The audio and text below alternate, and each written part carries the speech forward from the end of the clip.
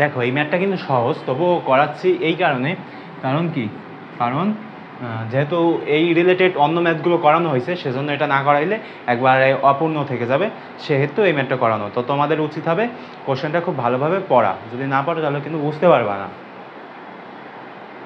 তো তোমরা যদি পড়ে ফেলো তাহলে দেখো আমরা এখানে কী সূত্র ব্যবহার করবো সবাই জানো, যে আমাদের সেই বিখ্যাত সূত্র আমরা জানি যে এই সূত্র আমরা সব জায়গায় প্রয়োগ করি, যে আই সমান সমান হচ্ছে তোমার E divided by R plus R. এই সূত্রই তো এখানে ব্যবহার করব। কারণ কি, কারণ দেখো এখানে আমাদের এখানে কি নির্ণয় করতে বলছে যে বর্তনীর যে তড়িৎ প্রবাহ সেটা কত, সেটা কিন্তু আমাদের জানা নাই। তো আমাদের সেটা নির্ণয় করতে হবে। তো সেটা যদি আমাদের নির্ণয় করতে হয় তাহলে আমাদেরকে কি করতে হবে, আই সমান সমান ই বাই আর প্লাস আর, এটা ব্যবহার করতে হবে।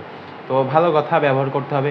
আমরা এখান থেকে দাগ দিতে পারি, এত বড় দাগ দেওয়ার কোনো দরকার নেই। এখন মানগুলো যদি আমরা লিখে ফেলি তাহলে আমরা কত পাবো, 1 পাবো। তো সেই 1 পাওয়ার জন্য তুমি কি লিখবা, এখন মানগুলো লিখবা। যে এখানে ই সমান সমান তোমার কত, ই সমান সমান হচ্ছে তোমার তড়িৎ চালক শক্তি।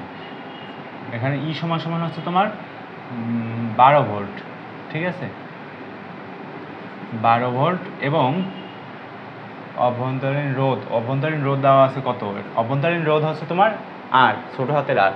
আর বহিস্থ যে রোধটা, এই যে বহিস্থ যে রোধটা, এটার মানে হচ্ছে তোমার বড় হাতের আর কত, 4.5 ওহম।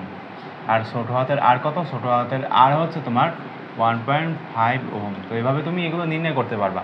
তো এইভাবে যদি তুমি নির্ণয় করো তাহলে তুমি এখান থেকে আইও কী করতে পারবা, বের করতে পারবা। তো এটা তো সহজ, বুঝতেই তো পারছো যে কী করা হবে, যে উপরে লেখা হবে 12 আর নিচে আছে তোমার 4.5 প্লাস আছে তোমার 1.5। আর এখানে তাহলে এরকম দিলে যেটা আসবে সেটা কত বলো তো, বলতে পারবা? আমিও কিন্তু বলতে পারবো না এখানে যে কত আসবে সেটা। 6, এখানে হয়তো 2 আসবে, নাকি 2 আসবে না?